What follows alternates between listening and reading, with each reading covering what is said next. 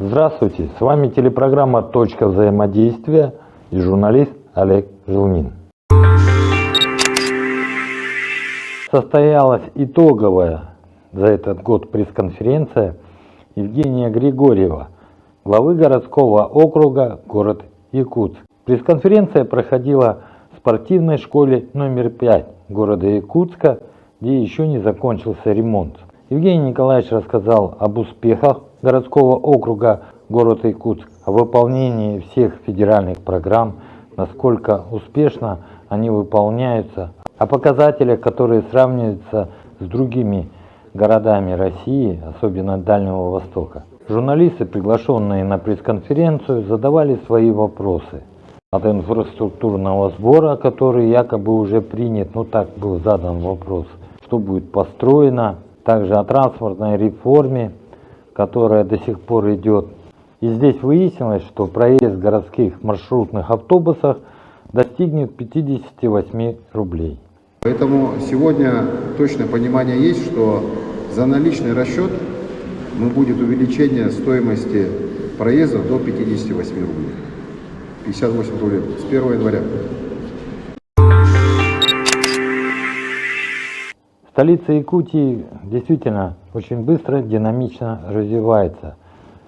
Но одно из направлений – это развитие садоводства в городе Якутске, к сожалению, стоит на одном месте. Поэтому я задал вопрос главе городского округа город Якутск. Межевые планы получило 32 садоводческих команд, то сейчас всего 6. Вопрос, почему проекты планировки межевания территории по СОТ Ленские Зори, 16 километров Вилюйский тракт, так понимаю? Это не только Ленские Зори, это связано с тем, что не принимает. Подождите, здесь давайте мух от котлет отделим. Вот самая большая проблема по городу, которая стоит, и она не только на контроле всех и вся, это 16 километр Вилюйского тракта. Вилюйский тракт, СНТ Вилюйского тракта. Объединены в Ленские Зори и появились дублеры.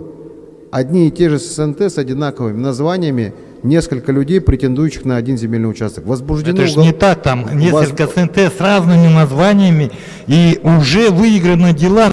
Евгений Николаевич сразу обратил внимание, что речь идет о кооперативе «Ленские Зори». Там действительно объединились несколько СНТ в одно. Евгений Николаевич прекрасно знает, что он сам лично подписал протокол согласования 17 сентября 2020 года.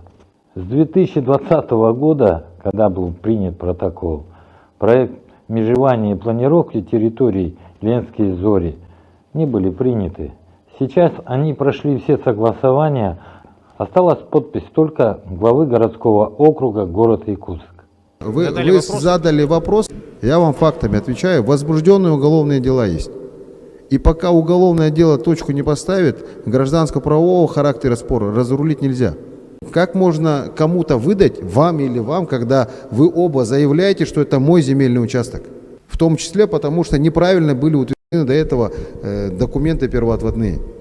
Поэтому здесь нужно стремиться не за количеством утвержденных документов, а за справедливостью и правдой. Вот такой подход у нас сейчас.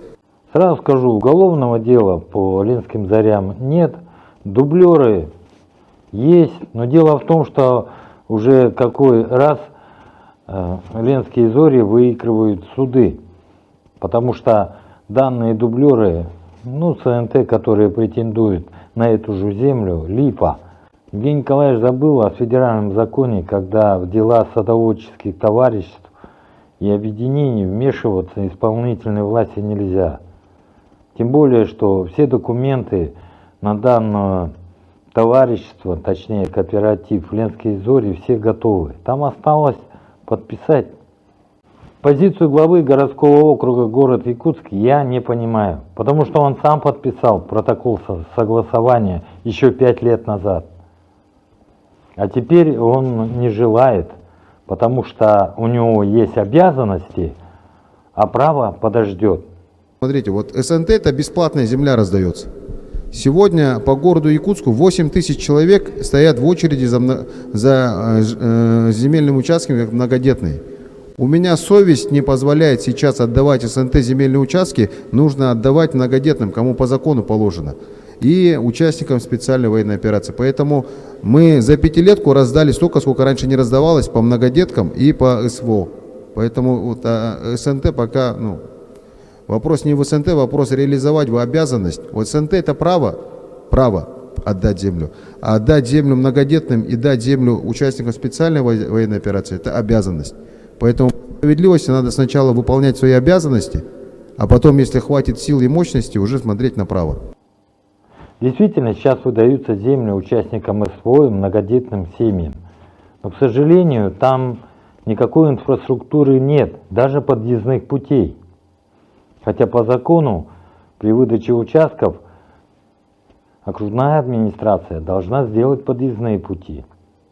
Евгений Николаевич забыл о том, что в это СПК «Ленские зори», то есть садоводческое товарищество, кооператив, входят пенсионеры, инвалиды, многодетные семьи, а также семьи участников специальной военной операции.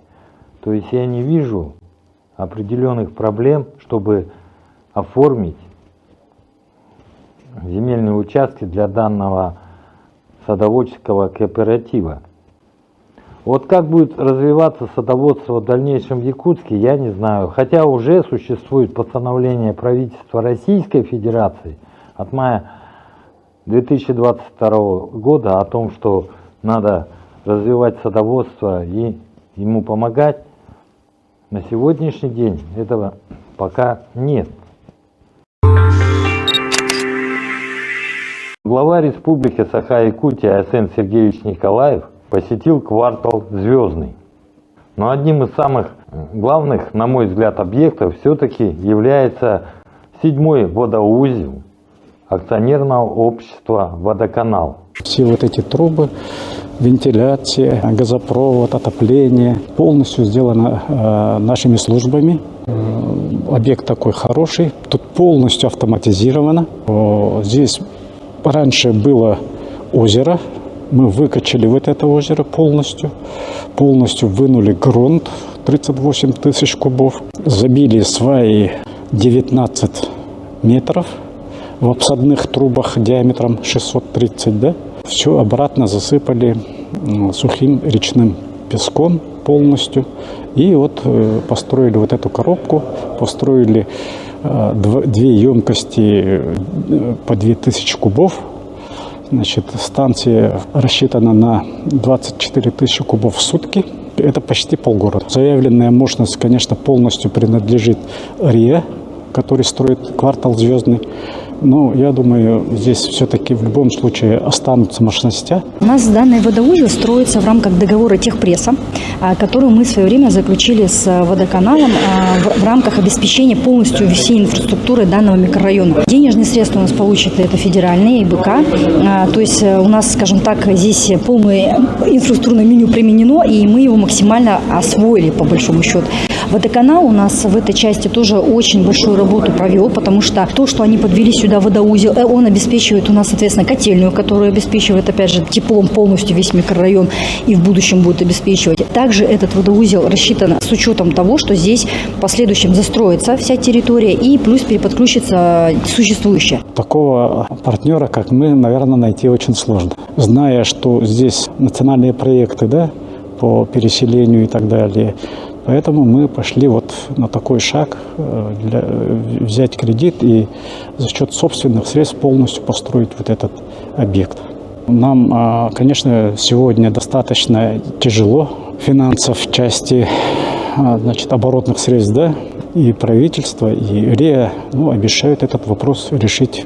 Назначил он открытие на 22 же декабря, да? Решение на ввод мы получили 30 сентября. После этого, конечно же, были пусконаладочные работы. Вода отсюда подается уже по постоянной схеме. Любой объект надо официально открыть, чтобы какая-то дата была, что с этой даты этот объект работает полноценно. Якутский водоканал открыл новый центр обслуживания населения, где можно получить все услуги Якутского водоканала.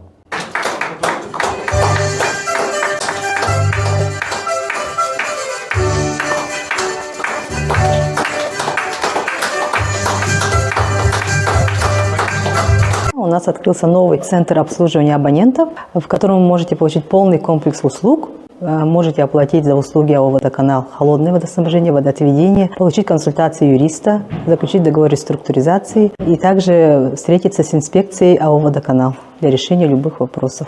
Обязательно нужно оплачивать до 10 числа следующего за расчетным месяцем, передавать показания с 20 по 25 число любым способом, через колл-центр, через личный кабинет. Также у нас есть ящики для приема показаний. И своевременно вносить оплату. Частный сектор у нас активно подключается. Ежедневно у нас заключаются договора с частным сектором на техприсоединение, ну и на услуги холодное водоснабжение и водоотведение. Сегодня мы уже имеем свой очень такой комфортабельный для населения в первую очередь объект. Мы этот объект ремонтировали практически год, наверное. И самое удобное – это отдельный вход. Мы поинтересовались, какие существуют льготы для семей и участников специальной военной операции. Для семей участников специальной военной операции у нас льгота предоставляется по списанию пеней, приостановлению пеней начисления. Да? К семьям участника специальной военной операции относятся супруга, дети, отец, мать первой линии. Для участника самого, если не установлены приборы учета, соответственно, в квартире начисление идет по нормативу, производится перерасчет. На время, когда он пребывает на специальной военной операции. То есть он должен предоставить нам справку с военкомата, что он участник специальной военной операции, форму 3 и выписку из ИГРН. По этим документам мы делаем перерасчет. Вот только ввели изменения именно для участников специальной военной операции. А так у нас, конечно, обязательное оприборивание по программе энергоэффективности. Да? Если приборы учета не стоят в квартире, люди куда-то уезжают, приносят авиабилеты, да, это по старой памяти. Сейчас такие перерасчеты не делаются. 507-248, номер колл-центра. Через него можно передать показания с 20 по 25 число.